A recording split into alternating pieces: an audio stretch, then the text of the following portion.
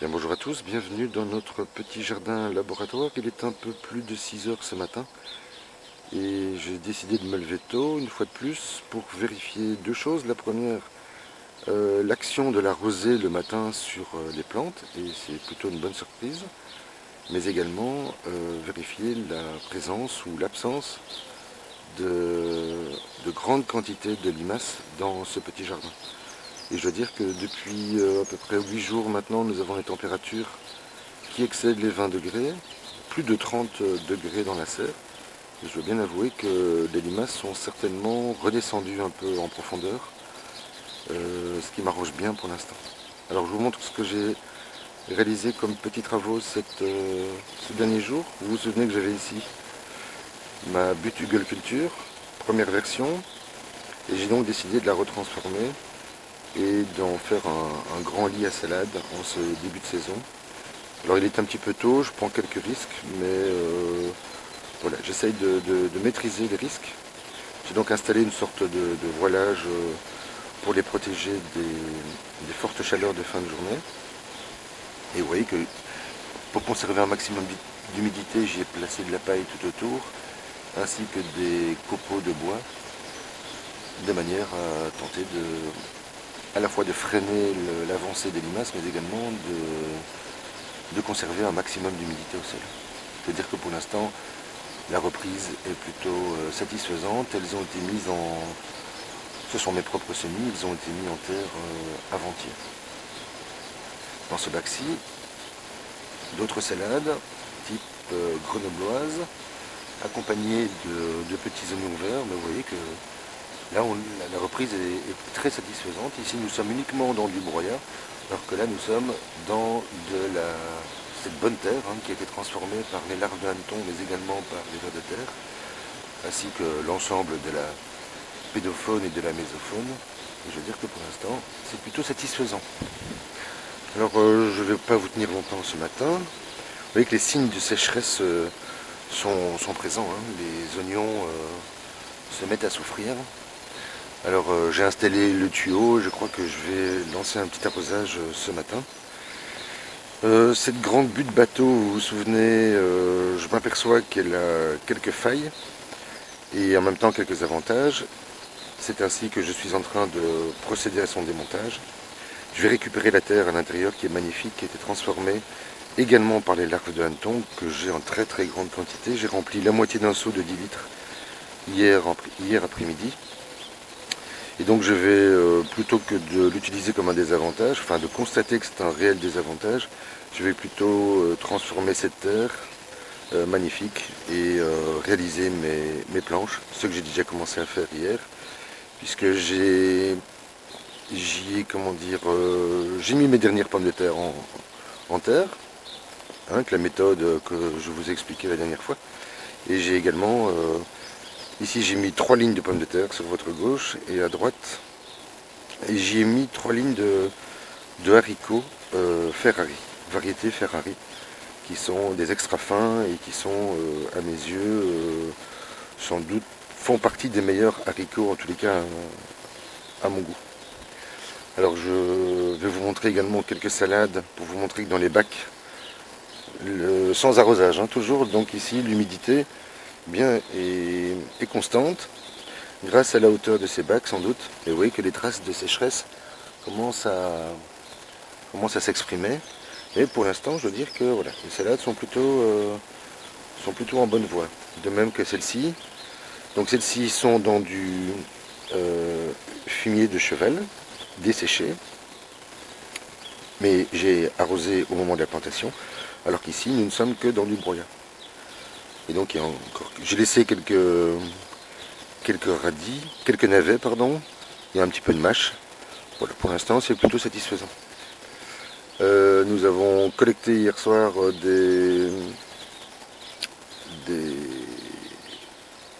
je suis fatigué. Pardon.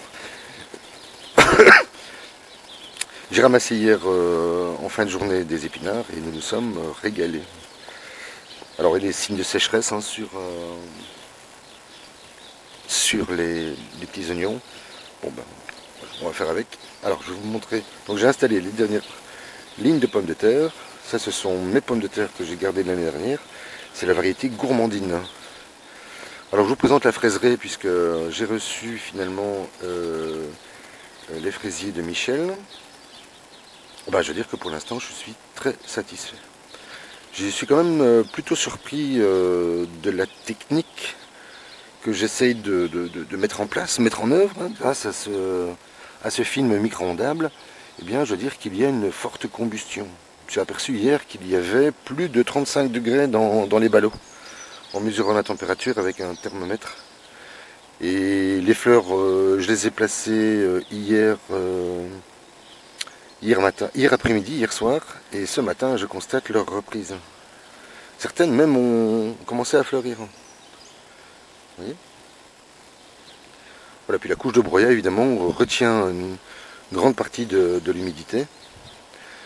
Et les fraises, vous le savez, ont besoin de chaleur, donc elles reçoivent la chaleur de la journée, mais également la chaleur de la combustion qui est produite à l'intérieur de ces ballots. Et pour l'instant, je suis plutôt satisfait de la technique mise en place. Bon, il faudra évidemment l'observer avec le temps, mais je pense que c'est bien parti. Alors ici, vous vous souvenez, il me restait à réaliser l'encadrement et de manière à pouvoir retenir un maximum de terre. Bien, je veux dire que je suis plutôt surpris. Ça fonctionne relativement bien. Les haricots sont en place. Les mange-tout également. Alors j'avais fait des mélanges avec des graines de tomates et des graines de salade. Bien, avec les tomates sont en train de sortir. Nous ne sommes que début avril, hein, mais il est vrai que c'est une période un peu particulière. Alors j'avais mis une jeune salade, je ne sais pas si vous vous souvenez. Et regardez, elle est en train de démarrer. Voilà, c'est ainsi un peu partout. Alors derrière moi, j'ai réalisé une autre planche avec des semis de salade. Ce sont également les miens. Donc j'ai installé alternativement des petites, des moyennes et des grandes. De manière à ce que dès que les premières sont retirées, on laisse la place aux autres. Et là j'observe des tentatives des oiseaux de venir s'installer dans la planche. Donc je vais devoir la refermer là-bas au bout. Alors je vous montre... Ah oui, j'ai aussi eu le temps, pris le temps de refaire ma butte fleurie. Alors comme on ne peut pas se déplacer, je n'ai pas accès aux matériaux qui me seraient utiles pour la recouvrir. Donc j'ai décidé, après y avoir mis une centaine de graines de fleurs variées, un peu plus, sans doute, je suis plus près de 200 que 200. Je l'ai recouverte de la terre qui était présente dans la butte bateau, et finalement j'y ai placé de la paille pour la protéger du soleil, hein, qui est très important ces jours-ci. Alors faites pas attention, il y a un peu de désordre, mais vous voyez que j'ai installé une troisième étagère et j'y ai placé mes semis. Alors il y a des choses que je n'arrive pas à contrôler, comme le chou par exemple. Là, le chou brocoli qui démarre très fort. Bon, les tomates, mes plants de tomates, je vous les juge, hein, ils sont plutôt en bonne santé. Alors dans les salades, avec ce système de bac à 80, les salades qui sont sur le pourtour souvent souffrent plus de dessiccation que celles qui sont au cœur de la planche. Mais c'est ainsi, on fait avec. Et le persil qui va repartir en terre. Des semis de salade qu'il me faut repiquer. Ça c'est de la salade en petits pots, donc je prélève des feuilles régulièrement. Puis on se régale, hein, de bonnes salades. Et les tomates. Alors ça c'est la fameuse tomate Muse dont je vous parlais l'autre jour. Vous verrez le résultat à partir du mois de juillet ou du mois d'août. Là j'ai repiqué de la bourrache. Voilà, j'ai les tomates un peu partout, comme vous le voyez. Voilà. Des jolis plants.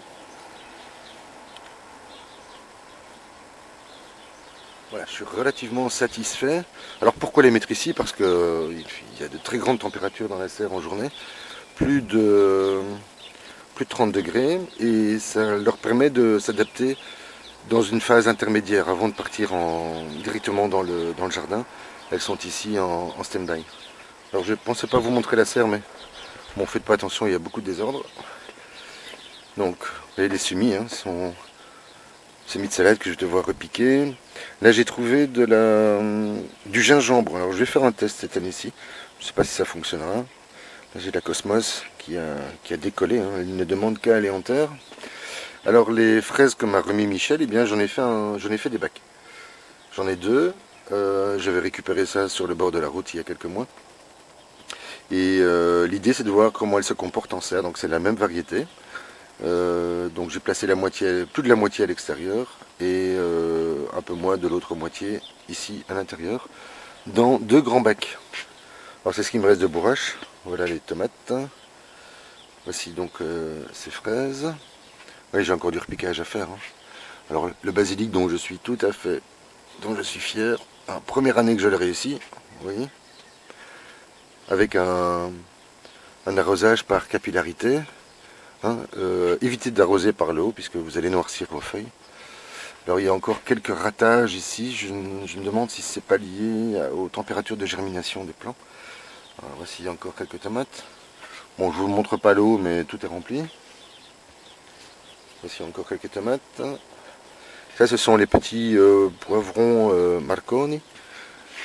Ça, c'est de la salade que je relance, hein. J'essaye d'en faire tous les 15 jours, 3 semaines, de manière à pouvoir en avoir tout au long de la saison.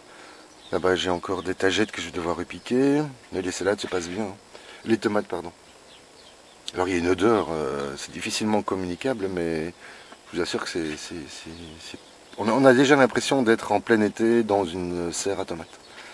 Et les poireaux, ça se déroule pas trop mal. Les haricots que j'ai relancés, ce sont des haricots rames, histoire de gagner 3 semaines, un mois. Donc je planterai directement les godets, hein, elles sont plantées par 10. Ici j'avais très peu d'espoir de la levée de ces fameux haricots chinois et haricots noirs qui peuvent faire jusqu'à 30 cm de longueur. Ben, vous voyez que ça a bien démarré. Vous voyez les forêts de tomates. Et finalement je suis assez content de cette technique, hein. Je suis vraiment très satisfait. Au moment de la plantation, la technique utilisée, le double terreau, l'ensemble des terreaux tamisés, ben finalement voilà, je suis plus que ravi. Alors ça permet aussi de les garder comme ça, avec un système racinaire très compact, et comme ça je peux choisir le moment du repiquage. Et donc j'essaye d'en faire tous les soirs une vingtaine, parce que quand il faut en faire 100 en une après-midi, on a l'impression d'être un automate. Les choux, là c'est toujours les noisetiers qui sont en train de reprendre. Alors vous voyez ici des salades, hein, Alors j'en avais acheté, j'en ai acheté 6, mais je suis assez déçu. Elles commencent à filer, alors que les miennes j'arrive à les maîtriser. Vous voyez, elles filent un peu également, hein, mais voilà, il y a bien pire. Les radis que je ne mange pas, et alors la salade romaine, alors ça c'est normal qu'elle prenne cette allure, elle ne file pas, hein, et la belle, non ça c'est la salade du jardinier, et celles-là iront en terre très certainement la semaine prochaine. Voilà, je vous laisse ici, portez-vous bien, et puis faites attention à vous et à vos proches. Voilà, je vous souhaite une excellente journée ensoleillée, et je vous dis à très vite.